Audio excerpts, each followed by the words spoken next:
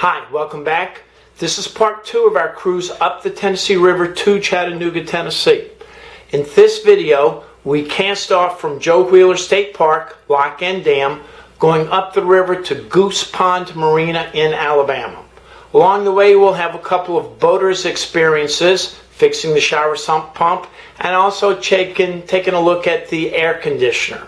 So stick around, enjoy the video, and we'll see you in Alabama in a few minutes.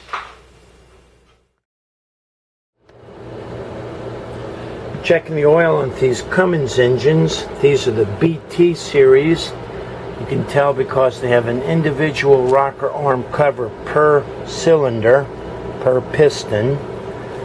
You can also see it's a 6-cylinder, 1, 2, 3, 4, 5, 6 pipes for the injector pump. The expansion tank with a traditional radiator cap, and then the overflow catch basin right here. You can see where it expands and is captured in this catch basin. This is the oil fill cover. And to check the oil on these two, I need to wiggle down inside here. This is the starboard engine. There's the oil pull. Goes all the way back down there into the engine. See it back there? That's where it goes into the engine down there. And the one on the starboard is right here, and it goes all the way over to the other side in the same place that you see it down there. So I'm going to check the oil on both of these engines, add any if necessary. Let me also point out this is a replacement raw water pump. You can tell because it's bronze, it's not painted white like the engine is. And this is the turbo aftercooler, this big unit right here. And you cannot see it too well, but that bronze plug back there is a zinc or an aluminum anode. And at the top you'll have another one on the back. On the back side you'll have another one over there. Same thing on the opposite engine. By my big foot, you can see the strainer for the raw water intake, and here in between my feet is the strainer for the air conditioner, and I'm using my foot as a pointer. That's the air conditioner raw water pump over there, and this is the fire extinguisher, the centralized automated engine room fire extinguisher. And for all you guys that live up north, this is the engine room heater for winterizing in winter conditions. This is the sewage overboard discharge pump by Sealand. It's a diaphragm operated pump. And the 8 kilowatt generator and dedicated battery. The Raycor filter for the generator. Here is the Raycor for the starboard Cummins. And the one for the port Cummins is way outboard, difficult to get to on the other side. If you want to learn more about engine rooms and all of the goodies that are downstairs, ask Captain Chris.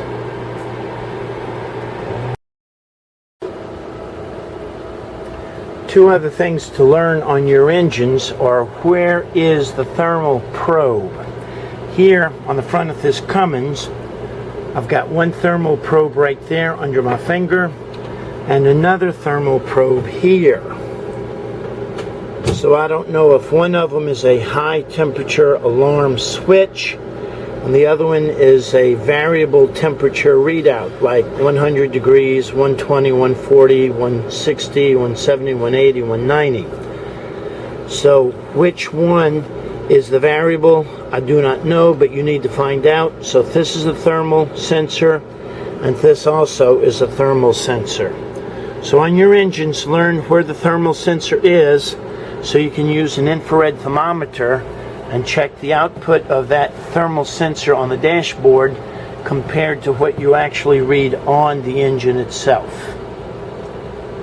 If you have any more questions about temperatures, radiator caps, expansion tanks, and overflow tanks, ask Captain Chris.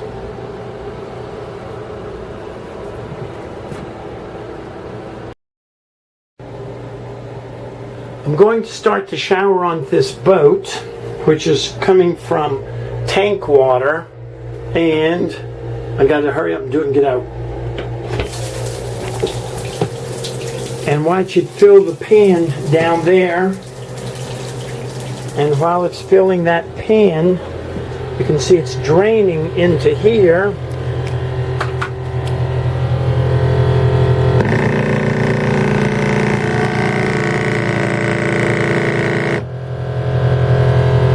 So what it does is it drains into this pan. I don't know what that is, so I got that out. And then this float will float up, which makes that come on. And the thing that's disturbing, oh, here we go, here we go, here we go. Yuck. I'll put that up there. So now we've got better water flow. The problem we were having was the shower stall was backing up, and this debris that I just pulled out of that hose could have been the problem. The next problem is this.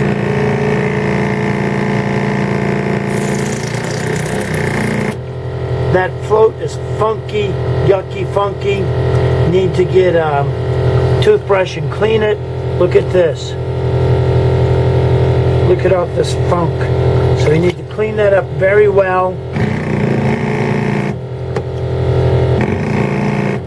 But I think the best thing that I did so far was I got this yuck that was stuck inside of that hose. So we'll be a happier boy in the shower room now that the shower drain will drain. If you have questions about boat systems, ask Captain Chris.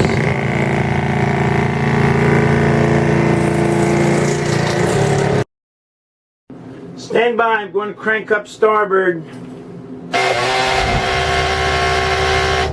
Okay, the low oil alarm went off. Watch the oil pressure gauge, see if it'll rise. It's not rising. I know we just put oil in. Oh, there it is. It came up. It's about 40 psi. Okay, stand by. Port engine. Okay. It started easy. No trouble. And we've got 40 psi over there. Okay. Let go of the bow. Forward bow.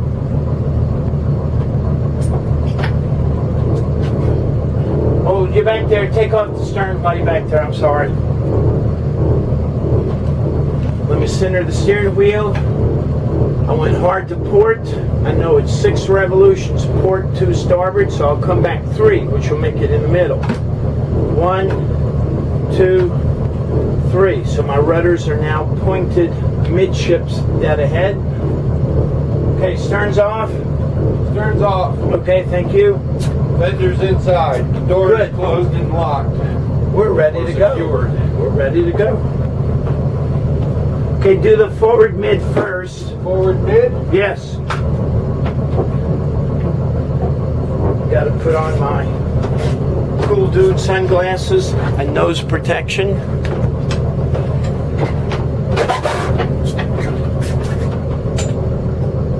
That's the aft mid.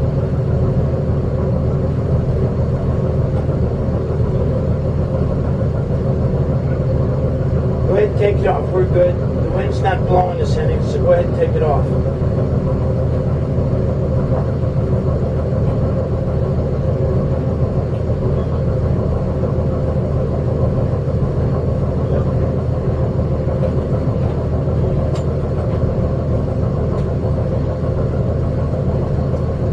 Bring it all up on deck.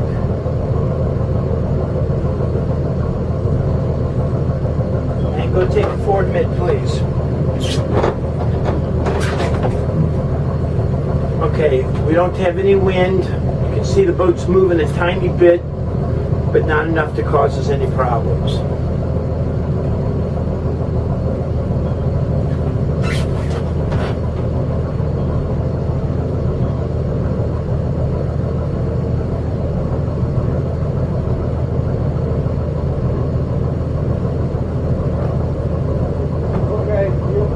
Okay, hold on. I'm going to get out of here, and then when we get out in the bay, we'll straighten up the lines. Here we go.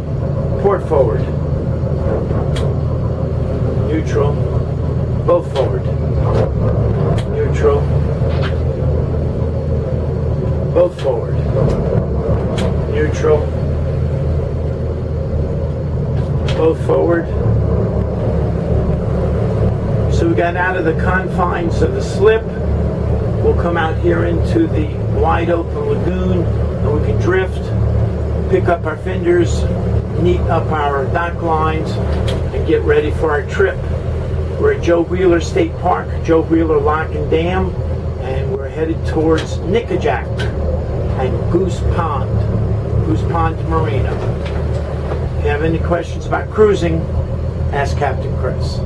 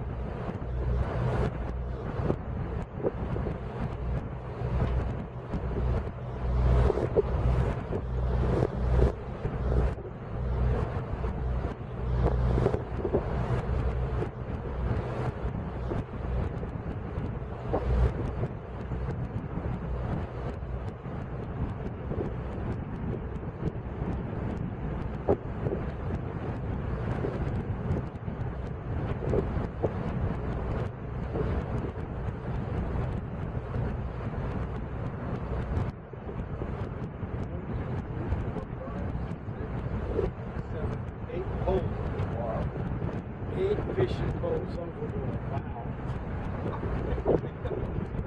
And none of them are biting, they're just sitting there. I know, they're looking like they're having a better time talking. They are fishing. Yeah, Bubba and Bubba. Oh well, at least they're not home watching TV.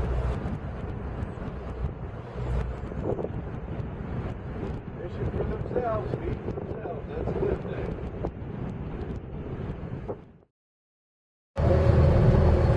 Okay, we just heard one prolonged whistle, one short whistle. That means bridge is opening. Also, in the old days, if you did not have a radio, you could go up to the bridge and sound one prolonged and short. That means please open the bridge. And he would respond with saying one prolonged and one short. He is opening the bridge. And I'm jockeying the boat back and forth, and you can see the span is raising. The boat we're on is about 19 feet tall, so we'll need about 22 feet or more to clear the span. I'll call the bridge master if he wants me to come through or wait for a full lift. Southern Railroad, upbound wreck.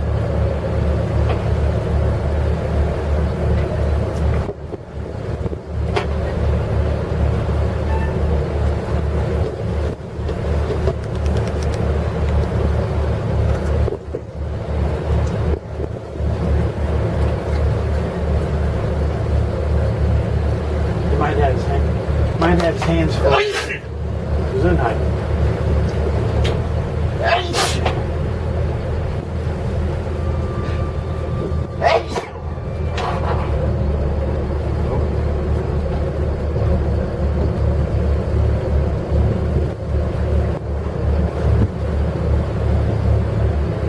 Okay, he seems to have slowed down right about there. Some bridges are required to go all the way full open, and some can go to a midway point. You might be reaching a midway point.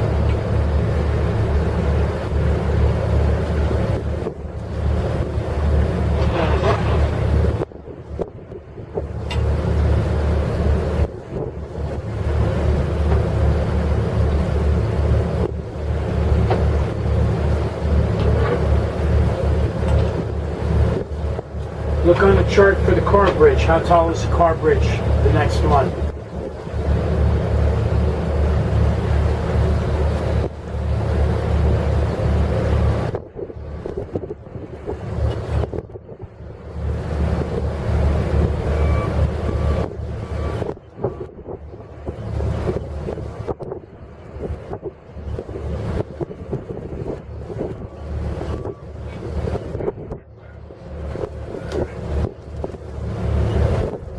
A little more acceleration.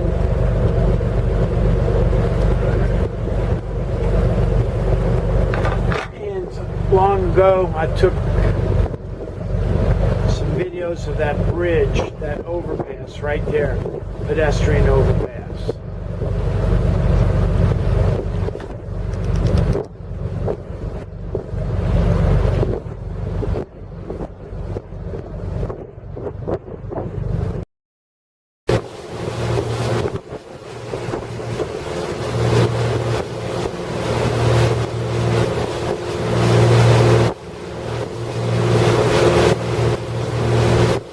Red buoy dead ahead on the opposite side of the bridge. Okay, it's 40 feet tall. Yes. 44. All right.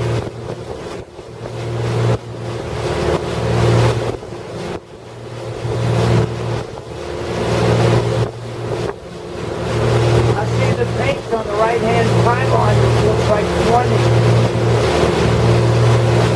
Are you looking at the correct bridge? 100.1 or 5, yes. What's it say? 24 feet.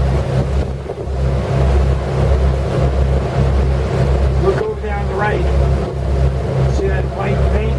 It says 10, 20. That's how much airspace we've got. I read the wrong column. You said that the boat is 19 feet tall, Yes. so we should be okay. Let me take a peekaboo. Yep, no radar, so we should be okay.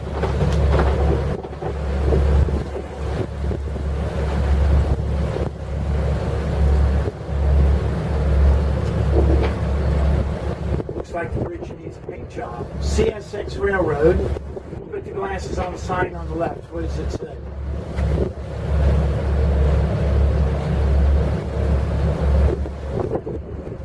New Johnsonville Bridge, phone number and channel 13. Okay. So that means that there's a bridge operator up there listening on channel 13. And we're in New Johnsonville, Tennessee. And it's CSX Railroad. So now I'm just going to go slide under here real slow. I'm in idle. Neutral. The current's in my face.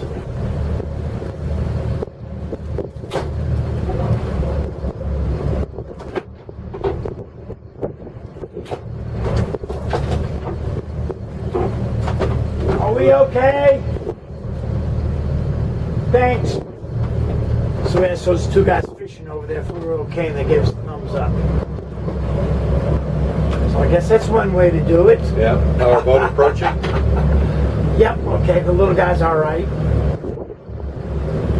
So, original Johnsonville, Tennessee was a God, really? big deal in the War of Northern Aggression, and it burned, and then they made the new city called New Johnsonville. But we're good, we cleared the bridge.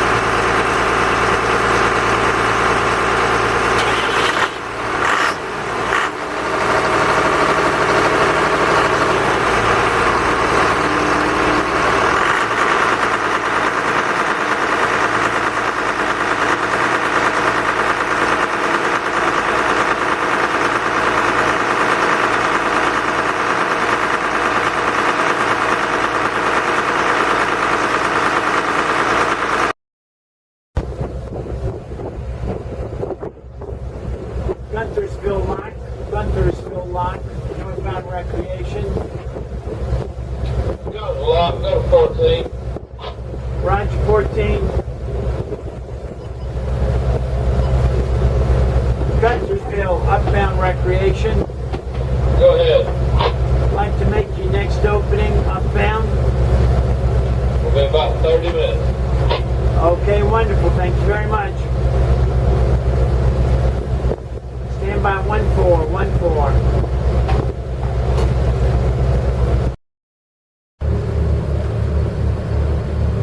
Guntersville Lock, headed upriver. Joe Wheeler Lock is behind us. We're expecting a whistle or horn blast.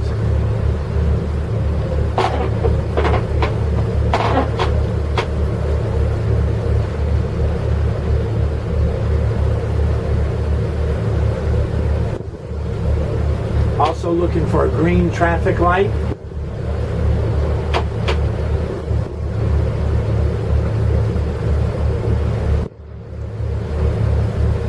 I see the red flashing light on the left-hand wall, very high, near the operator's building. Okay, that means come on in. Okie dokie. And we have a green flashing light. Sorry. So here we go. Alright. We also have a boat behind us, about a 50-foot Carver behind us. Yes, he's about 1 mile or less behind us. So we'll go in. Let me call the lock master. Guntersville Lock, first wreck boat.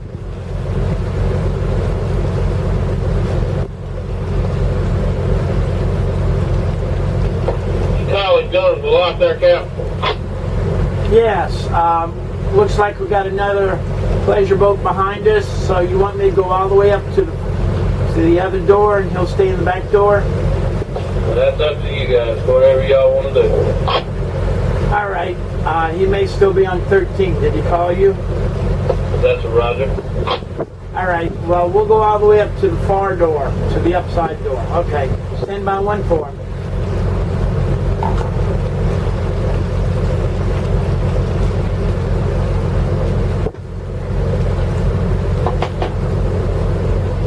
Go get that bow line untied. Go back to the forward mid cleat and untie that and get ready with your rope. So you go out now? Yeah.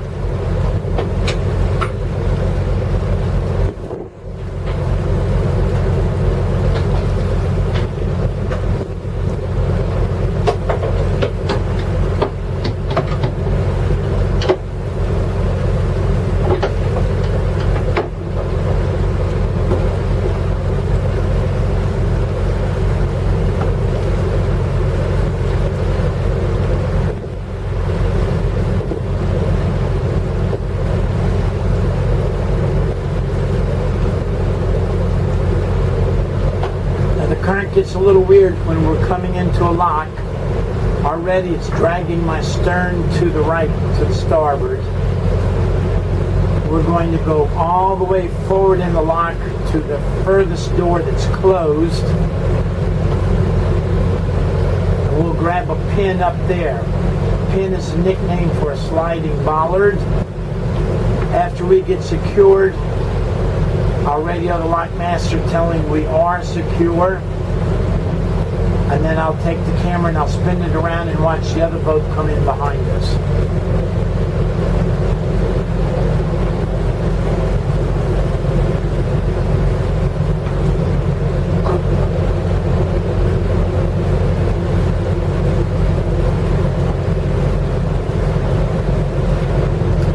Coming in a little quick. I'm doing about 4 to 5 knots.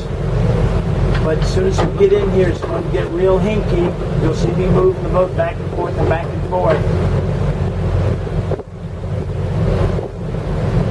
Feel the wind pick up?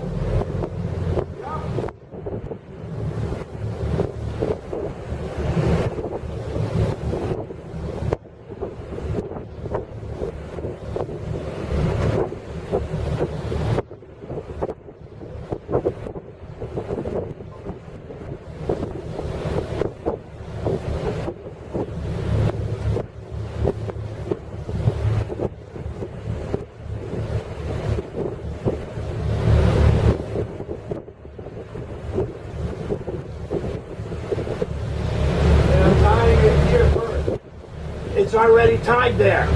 Oh, okay, good. The knot goes on the forward one. Okay, I'm in neutral. Not this one, but the very next one.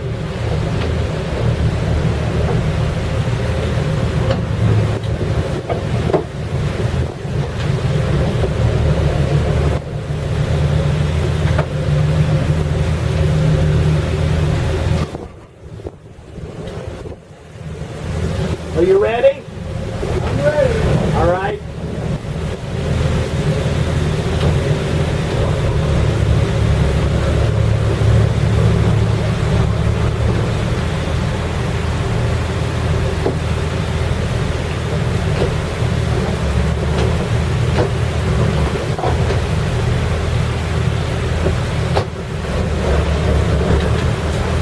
Pick it up, pick it up, pick it up, pick it up, pick it up.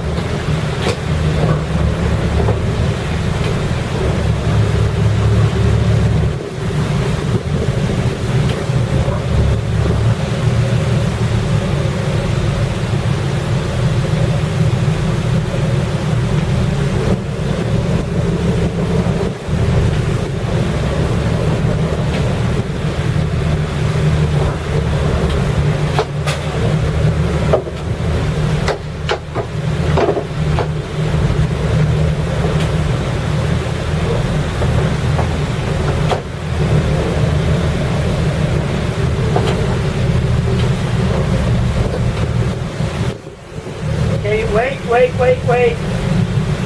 Pull it in, pull it in, pull it in, pull it in, pull it in.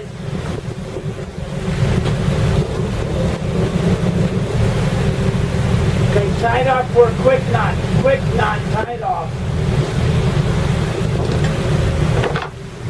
Now get your boat pole and come fix it.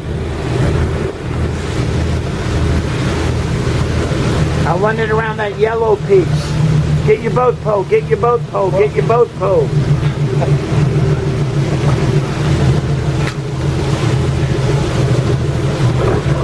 This is much harder than what I was going to do. Well, I have no way to grab it. There you go. Push it, push it, push it. Lift it. Okay, set it down on the yellow piece. It doesn't Okay, work pull that in the way. slack, pull in the slack. Give me that thing. But I'm fucking caught here. That's okay. You'll get a better life jacket. Let's go. Tie it up, tie it up.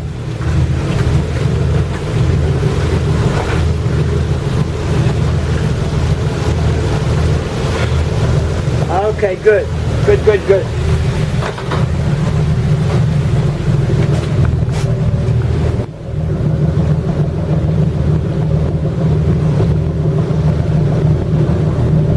This is the second boat coming into the lock. That's a Marquis, a Carver Marquis brand. 55 feet.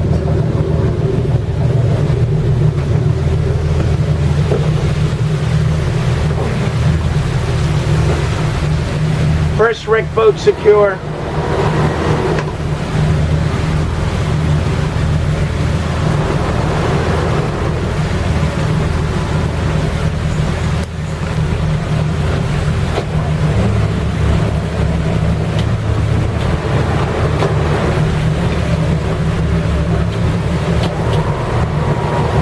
He's got bow thrusters and stern thrusters, and we have neither one, but we're doing just as good a job as he is.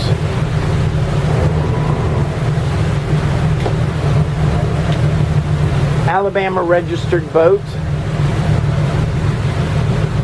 That boat is. The boat I'm on is a Tennessee registered boat.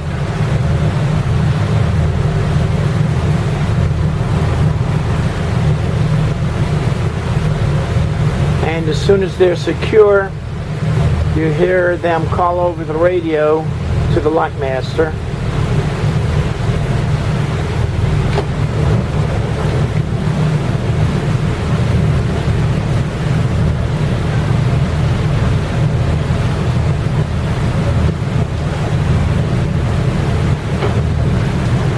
Well, he has not called the lockmaster, but I can see the back doors are closed. So So we can assume the lockmaster can see him and everything is ready. So we will rise, look at those wet marks, how much will rise, and then they will open the metal doors, not the concrete door, but the metal doors, and we will head on to Goose Pond, upriver from here. Any questions? Ask Captain Chris. You can see the doors are almost open. Gunnersville Lock, Alabama. When they open, we'll hear a horn. And we have a boat to our starboard. We were first in, so I will assume we're first out. We'll see how it goes.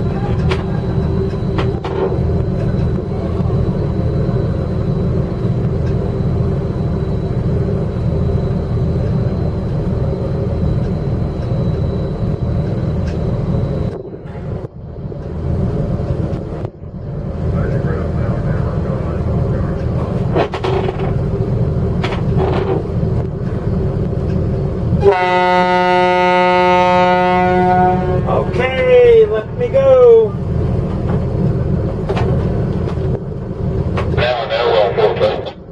Go ahead. Wreck number 1 leaving. We're coming upstream, just got up to your arrival point. Requesting permission to lock up. Roger, give me about 30 minutes. Roger. We'll be standing by on 1-4.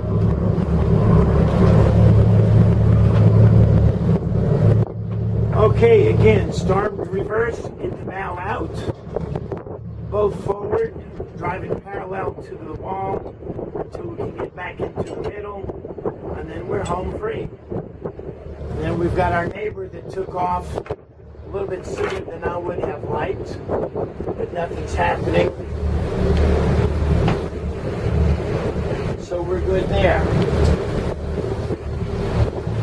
Gunnersville Lock. We're on our way to Goose Pond Marina. Ask Captain. On the bow of the boat, we've got the anchor windlass. The brand's name is Sea Wolf. This is the down arrow to put the anchor chain overboard, and that's the up arrow to bring it up. This is 3/8 chain. When we bring it up, you'll notice that the shackle is undersized, maybe 5/16, and it's either a string shackle or it's bent. Let me pull it up. It's not cooperating.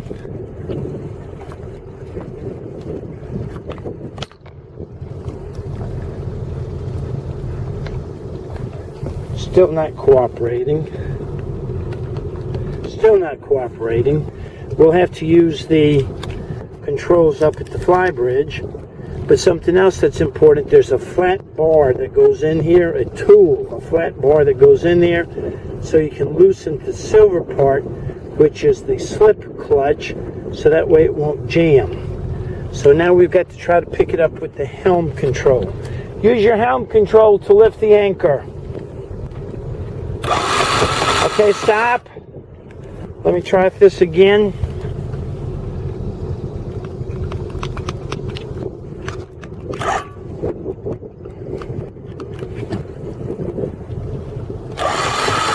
Okay, got it going.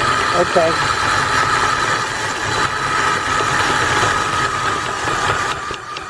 I can hear it taking a load, so we'll wait. We'll drive the boat forward to take the load off of the anchor. Key thing is you need to have a snubber to put a rope onto the chain so that the weight of the boat is on the rope, not on the chain. We need to check that button to make sure that that's the correct button. I'm having trouble feeling it with my foot to lift the anchor. Stand by.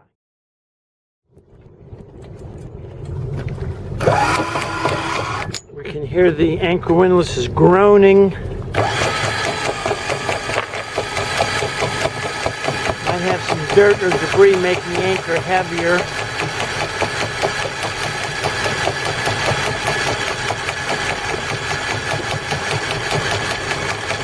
Yep, look at all that mud on there. That's why it was groaning. I'm going to let it down a little bit. Okay, drive forward. And then this way we'll just erode the mud off of it. Neutral. Let it back down a little bit. Reverse.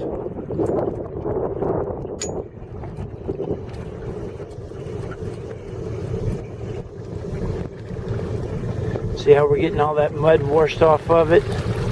Neutral!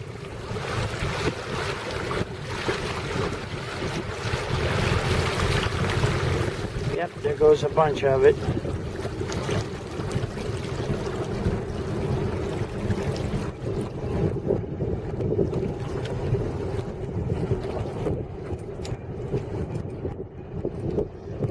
Pull the anchor up.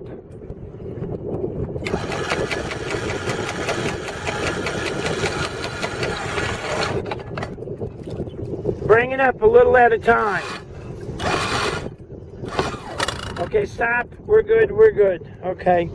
So what we saw is we've got a lot of mud. We could hear it as the anchor was groaning when it was trying to pick it up. And go forward, turn right. And I want to point out this big chain size here and a little bit of shackle size there.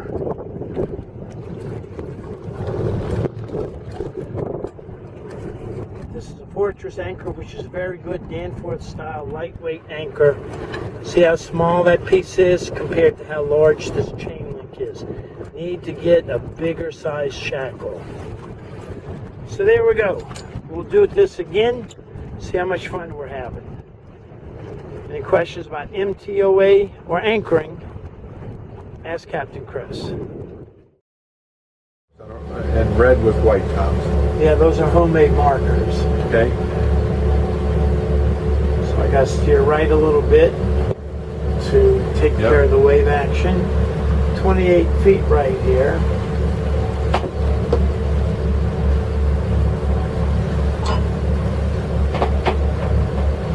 Goose Pond, incoming recreation. They said call them on the radio? Yeah.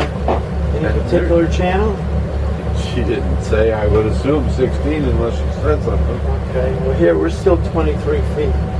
All that stuff is seaweed, that's not sandbar. Well, there's bigger boats in there I can see from here. Okay.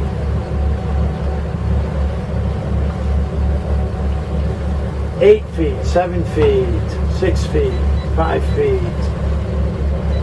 5'2", 4'8", 4'6", steady at 4'6", going back to 4'9", 6'0", so we're across the sandbar. No such thing as a tide here on the river. Okay, 5'7", 5'9", 6'2".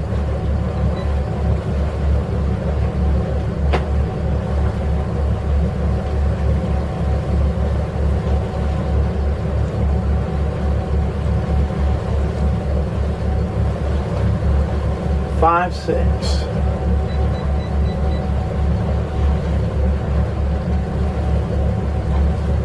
Does the paper say it's that low? I don't have time to look at the paper. 4'9". Doesn't matter, we're here. Whatever's written on the paper is history. We're already across the sandbar. 6'2". Hey, we're in deep water.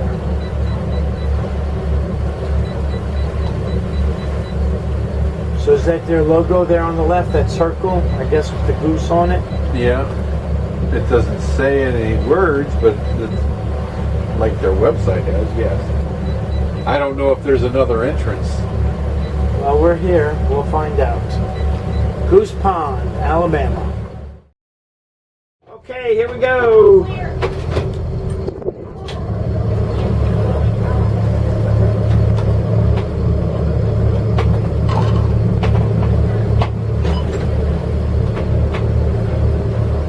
Goose Pond, Alabama. Here comes another boat. Looks like a Carver. Looks like we've got a Carver 35 coming in.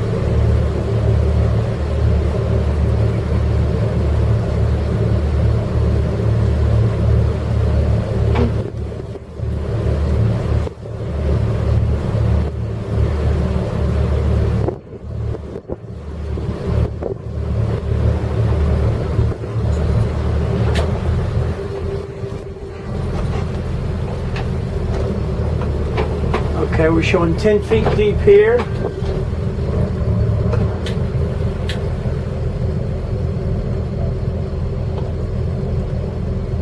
And I do not want to dock starboard side because all my fenders are on the port side. So I'll just flip the boat around.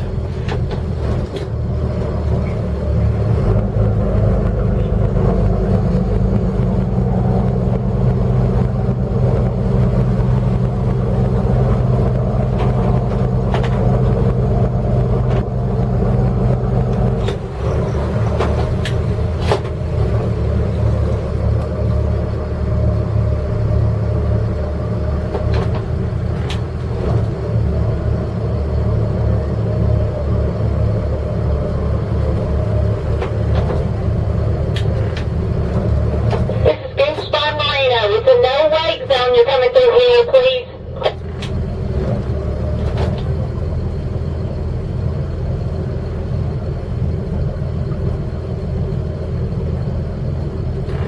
To the vessel in Goose Pond Harbor.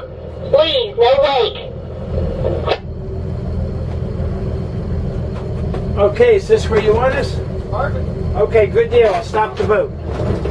Stop. Okay. Oh, she's yelling at the other boat. Oh, yeah. Okay. Okay, I'm going to shut everything down. Thank you. So let's see what's happening here. Okay. I'll stick my finger down there first. That's water. That's your condensate. And it is leaking out of the drip tray. The drip tray is that little metal tray there on the right. So it's leaking out of the drip tray. So you're going to have to get somebody out here to figure out why it's leaking. And the fins are dirty, but they're not super bad. They are dirty. So that means you need to change your filter more often. But you just bought the boat a week ago, so you can't be on top of everything. Let me see right here. Okay, here's the deal. The drip tray is flooded and it's falling across that wall onto the floor. So somehow we need to find out where the drain is. And the drain is plugged, the drain hose. And it's plugged because it's just got funk in there. And that funk is the dust and the dirt that the air filter is supposed to catch. So we need to find out where the drain is, unplug the drain, and then we'll fix it that easy without calling a service technician. Okay, we'll see what we can do. Hang on, it's not over yet. While docked at Goose Pond Marina overnight, we walked up to the restaurant to enjoy dinner and discovered this country band. It's a local band. Hope you enjoy it. Stick around.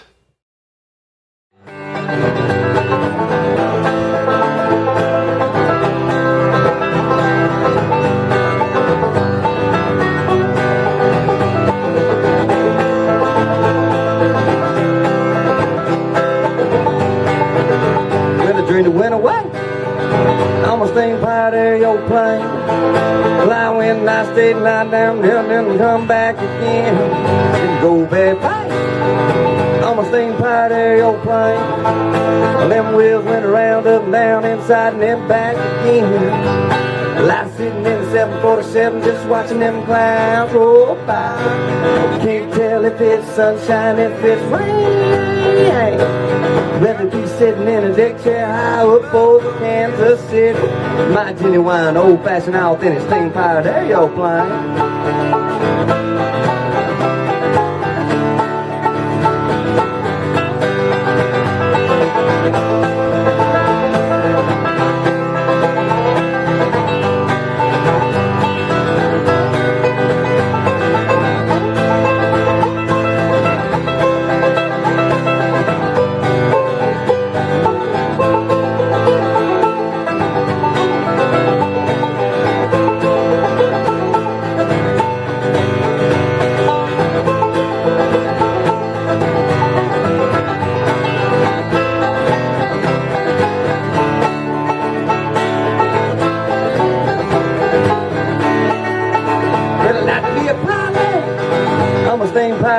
old plane.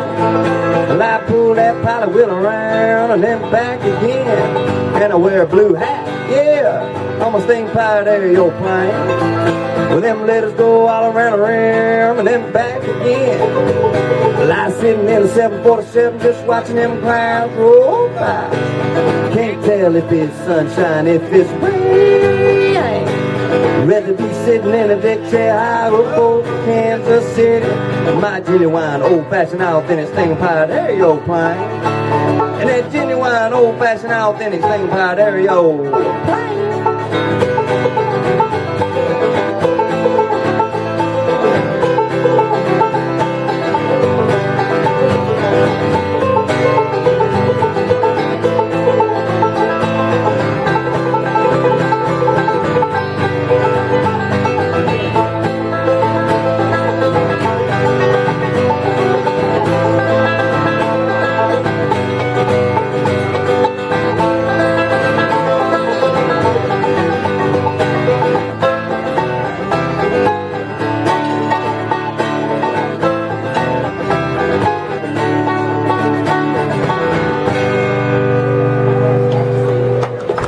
Hey, thank you.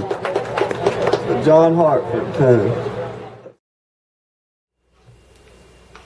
I hope this video has helped you understand that a few do-it-yourself skills are helpful while you're cruising. In conclusion of this video, we prepare for our third and last segment, which is from Goose Pond, Alabama, all the way up to Chattanooga, Tennessee, downtown, through the Chickamauga Lock, and into the lake above Chattanooga. Join us for part 3 next.